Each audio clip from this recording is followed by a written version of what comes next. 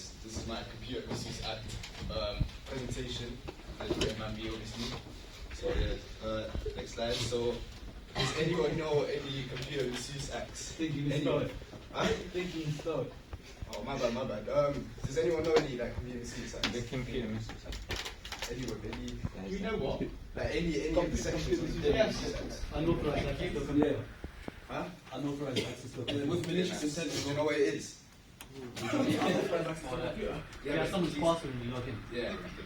It's really fantastic. Okay, so It's the same slide. okay, so the introduction here is so the Computer Misuse Act was introduced in 1990, and it's introduced to combat any cyber crimes. So the pretty much like bad boys, computers, and it protects individuals, businesses, and government organizations from hacks, frauds, and malware attacks. So this is what happens to bad boys, pretty much. They should commit them. Okay. Yeah. Okay, so unauthorized access to computer material hacking. So gaining access to a computer system without permission is very bad, and it's against the act.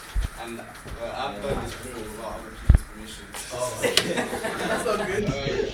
Using someone's login details without consent, like what I did to my ex. Did you get in prison for 2 years? Or did you get I didn't get caught, so that's. You didn't get caught? Yeah, I confess, but I didn't get caught. But the penalty can go up to 2 years with imprisonment or a fine. Yeah. So, okay, the next one is unauthorized access with intent to commit further offences. So, accessing computers without permission is also a crime, which is like fraud or theft. Yeah, and an example is hacking into a bank system and transferring money fraudulently. And this penalty is more than the last one, and it can go up to 5 years with imprisonment or a fine with 50 whips as well. But that was back in the day. Why did you put it? Yeah. Okay, so the third section is unauthorized modification of computer material, which is changing and deleting or corrupting files without permission, and it includes spreading viruses, ransomware, or malware. And this penalty is like in between. It can go up to 10 years of imprisonment or a fine. Pretty much. What's the photo? Nah, I don't know what it is. Okay, so making, supplying, or obtaining hacking tools is part of section 3, there's 3A. Wait, that's my phone number.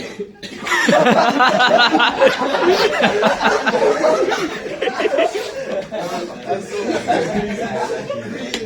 is distributing software intended for hacking. So, developing malware or selling hacking tools. So this can go up to 2 years. This is quite wrong, isn't it? Wrong. Is it wrong? It's higher than that. Oh, it's higher than that. Yeah. Oh, I never knew that. But, yeah, so Indian scammers do this a lot. You know from experience, Yeah, I know from experience. And you know, if you guys ever come across Indian scammers, just call us. You know. Do you have a demonstration of someone calling that number now? No. We can do that later. At the end, yeah? Yeah, at the end. At the end, okay. So the first case study I want to go through is the WannaCry cyber attack, which is ransomware attack affecting 200,000 people with computers in 150 countries, including NHS hospitals and not including the Okay, so what's it called? It exploits a Windows vulnerability to encrypt files and demand Bitcoin payments, which is obviously untraceable. Okay. So yeah, and relevance to the Computer Misuse Act, it violates Section 3, which is unauthorized modification of computer material by encrypting files, and it breached Section 3A as well, which is making, supplying or obtaining hacking tools by distributing malware. And guys, don't do this. I have experience because my uncle got caught doing this last year. He got fined instead of a sentence. I don't know why. Nah, that's just for fun. Yeah. Okay, so the impact of the attack is that hospitals and business face severe disruptions, and it highlights the importance of cybersecurity and software updates, and it leads to increased investment in cybercrime prevention. Nava, Yeah. what's the microeconomic implications of the first bullet point of the previous Which slide? one? This one. Yeah, what's the microeconomic implications of the first? The microeconomic, I say, what micro? Yeah. Like resources were like, you know, like damaged, didn't it? Government failure. Yeah, government failure. Misallocation of resources. Yeah, misallocation of resources. And a bit of econ with that. The conclusion is the Computer Business Act is crucial in fighting cybercrime.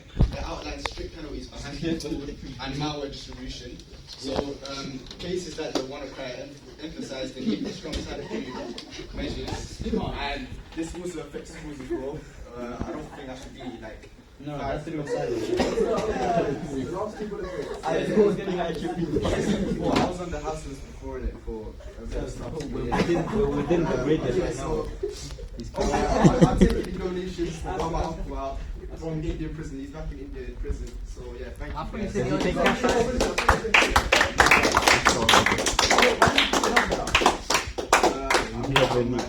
It's up to you guys. But